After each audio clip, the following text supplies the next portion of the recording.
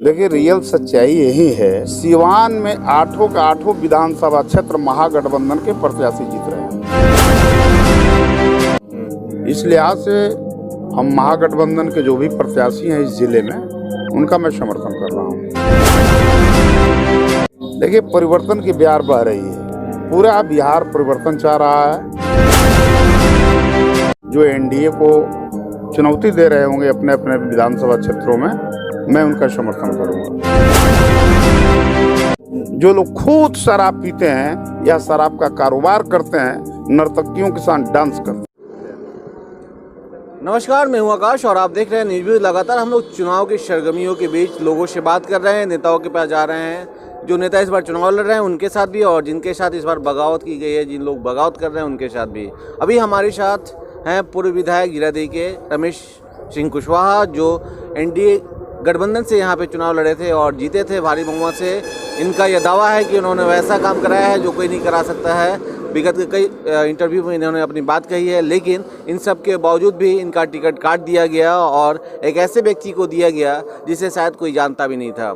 अब चुनाव लड़ने की बारी आई है, लड़ाने की बारी आई है। ऐसे में अभी हमारे साथ एनडीए के और जदयू के नेता रमेश सिंह कुशवाहा है। जदयू में है, लेकिन उसके बावजूद भी जदयू का विरोध कर रहे हैं, एनडीए का विरोध कर रहे हैं। ऐसा क्या है, क्यों? देखिए, पहली बात तो ये है कि मैं पहले ही प्रेस वार्ता में कह चुका हूँ कि जो भी सक्षम उम्मीदवार होंगे, जो एनडीए को चुनौती दे रहे होंगे अपने अपने विधानसभा क्षेत्रों में, मैं उनका समर्थन करूँगा। इस लिहाज से हम महागठबंधन के जो भी प्रत्याशी हैं इस जिले में, उनका मैं समर्थन कर रहा हूँ।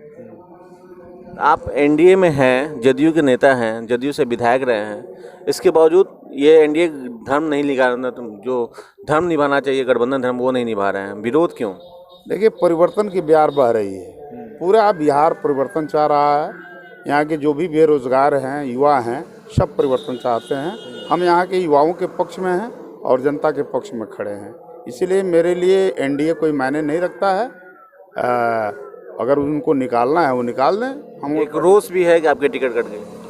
आम जनता में रोष तो है, आप में भी है ना? हम में कोई रोष नहीं फिर है। विरोध करने का विरोध क्या, हम एनडीए की नीतियों का विरोध कर रहे हैं। जो एनडीए की जो पूरी पॉलिसी है, बिहार में जो रोजगार का संकट है, जो प्रशासनिक करप्शन। टिकट मिल जाता तो ये विरोध नहीं करते? नहीं, हम टिकट मांगने भी नहीं गए थे इस बार। आप पता कर लीजिए, कभी भी मैंने अप्रोच नहीं किया कि आप हमें टिकट दे दीजिए।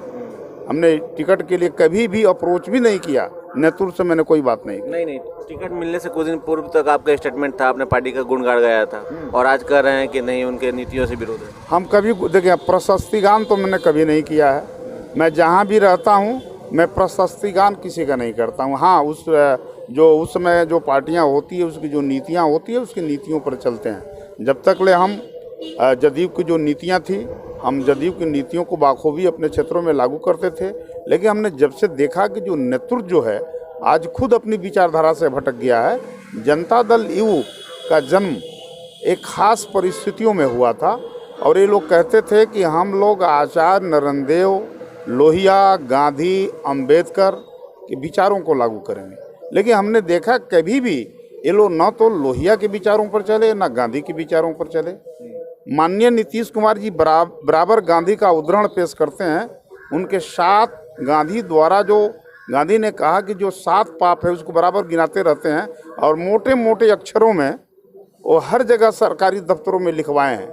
लेकिन हमने देखा कि ये खुद जो गांधी जी ने जिन 7 पापों की चर्चा की है, आज जनता दल यू बाखूबी उसी को लागू कर रहा है। वो पाप करता है? हाँ, बिल्कुल।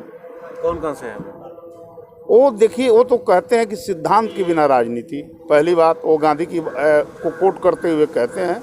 लेकिन नीतीश जी के पास खुद ही सिद्धांतहीन राजनीति है। वो महागठबंधन से जीते और सीधे चले गए एनडीए में। ये कौन सा प्रिंसिपल था, ये कौन सा सिद्धांत था? वो कहते हैं कि काम बगैर काम किए हुए धन उपार्जन करना। आज देख रहे हैं कि जो भी आला अधिकारी हैं, जो भी उनके सरकारी मुलाजिम हैं, सब धन कमाने में लगे हुए हैं। कमीशन खोरी जोड़ों पर है और इसको नीतीश सरकार इसको नियंत्रित नहीं कर पाई है। तो ये सारे जो है वो कहते हैं कि शराब, वो गांधी जी शराब का बड़ी सख्त विरोधी थी, उसको भी उन्होंने मोटे मोटे अक्षरों में अंकित किया है, और वैसे ही लोगों को टिकट दिए हैं जो लोग खुद शराब पीते हैं या शराब का कारोबार करते हैं, नर्तकियों के साथ डांस करते हैं। तो नीतीश जी खुद जो कहते हैं, क्या लगता है कि श्याम बहादुर अभी भी शराब पीते हैं क्या? हम किसी व्यक्ति पर आरोप नहीं लगाना चाहते हैं, किसी व्यक्ति विशेष पर। आप लेकिन जनता की अदालत में आप जाएं ना, आप जनता से पूछें, जनता बता देगी कौन पीता है कौन नहीं पीता है। डांस करने वाली तो बात खुद ही कहते हैं वो क्या कहते हैं नहीं कहते हैं, आप उनके विरोध में जाकर प्रचार प्रसार भी कर रहे हैं। हम बिल्कुल, हम तो कह रहे हैं कि एनडीए को जो लोग टक्कर दे रहे हैं हम उनके पक्ष में खड़े हैं। वहाँ रालोसपा के जो प्रत्याशी हैं वंदना कुशवाहा, उनके लिए हम गए थे। 29 तारीख को भी उपेंद्र कुशवाहा आ रहे हैं, हम वहाँ भी जाएंगे। जरूरत पड़ेगा तो मंच शेयर भी करेंगे। अच्छा, ये चीज़ बताइए कि आपका टिकट कटा क्यों, क्या रीजन, मुख्य रीजन क्या रहा? देखिए, कटने का मेन कारण है कि मैं कभी संघी नहीं था, पहला कारण है। जो ये पॉलिटिकल कारण है, वैचारिक कारण है। हमको बराबर संघी बनाने की कोशिश की गई, हम संघी बनने से इनकार कर दिया।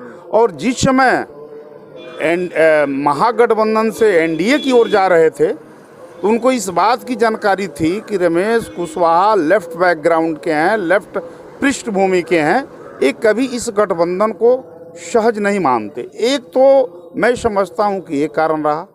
दूसरा कारण ये था कि हम समाज का जो सबसे निचला हिस्सा था, जो हाशिए पर खड़ा था, हम उस हिस्से के भी ज़्यादा रहते थे।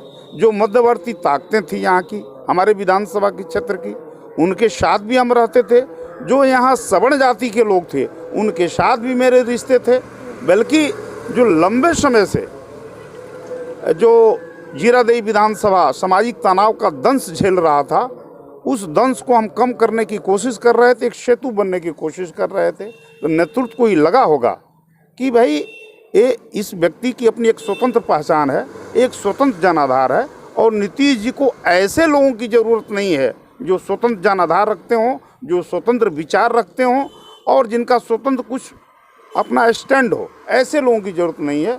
जो वैचारिक रूप से जो मरा हुआ व्यक्ति है, जिसका कोई अपना जनाधार नहीं है, जिसकी अपनी कोई राजनीतिक पूंजी नहीं है, जिसकी कोई राजनीतिक पृष्ठभूमि नहीं है, जो व्यक्ति बिल्कुल लाइलाज और कमज़ोर किस्म का आदमी हो, जो कभी भी नेतृत्व गलत कहे या सही कहे सब में हाँ कहता हो, उसी व्यक्ति की जरूरत है। चलिए, आपके जगह पे जिसे टिकट दिया गया, आपको क्या लगता है कि वो सही टिकट दिया गया है? ये जनता से पूछिए। जीरादेई की आप खुद यहाँ उस पर कोई विरोध भी कर रहे हैं न कोई आप एक आरोप लग रहा है कि आपने जिस व्यक्ति को टिकट दिया उसके पति के द्वारा बहुत सारी ठगी की है नौकरी के नाम पर, वो पर्चा छपवा के आपने मैंने कोई आज तक इस षड्यंत्र वाला काम, जो लोग उसके साथ घूम रहे हैं ना वही लोग छपवाए होंगे। जो लोग उसके साथ घूम रहे हैं, क्या सच्चाई है आपको लगता है? वो तो बिल्कुल सच्चाई है। करोड़ों रुपए यहाँ की जनता से लिया गया है। आप खुद लोग आपसे बताएंगे किन किससे लिया गया है। अभी यहाँ बगल में बैठे हुए इनसे भी 3 लाख रुपया लिया गया था। आप पूछिए ना, बगल में रामविलास चौधरी जी हैं। अच्छा, है ना। चलिए, आपसे एक जानकारी और चाहेंगे हम कि आपको क्या लगता है कि 8 विधानसभा सिवान में जिले में है, इसमें से कौन कौन सी विधानसभा सीट जीत रही है एनडीए और कौन सा राज्य? देखिए, रियल सच्चाई यही है कि पहली बात तो ये है कि हमें जो लगता है, हमारा जो अपना मूल्यांकन है कि सिवान में 8 का 8 विधानसभा क्षेत्र महागठबंधन के प्रत्याशी जीत रहे हैं। बहुत एनडीए के प्रत्याशी और महागठबंधन के प्रत्याशी में बहुत अंतराल ज़्यादा है। चाहे आप दुरावदा चले जाएं, आप गोरिया कोठी चले जाएं, आप बड़हरिया चले जाएं, सिवान की स्थिति आप खुद देख रहे हैं। रघुनाथपुर में भी, जीरादेई में भी, दरौली में। हम तो ये दावे के साथ कहते हैं कि मतलब महागठबंधन 8 सीटों पर चुनाव जीतेगा। तो ये है रमेश सिंह कुशवाहा, जो जीरादेई के 5 साल तक विधायक रहे और इन्होंने विकास के कई कार्य किए हैं। और इन्हीं का प्रयास, जैसा कि ये बताते हैं कि इन्हीं के प्रयास से यहाँ मेडिकल कॉलेज की स्थापना भी शुरू हो चुकी है। फिलहाल जनता जनार्दन ये अब तय कर पाएगी कि सिवान में कितने सीटों पे महागठबंधन होगा और कितने सीटों पे एनडीए गठबंधन की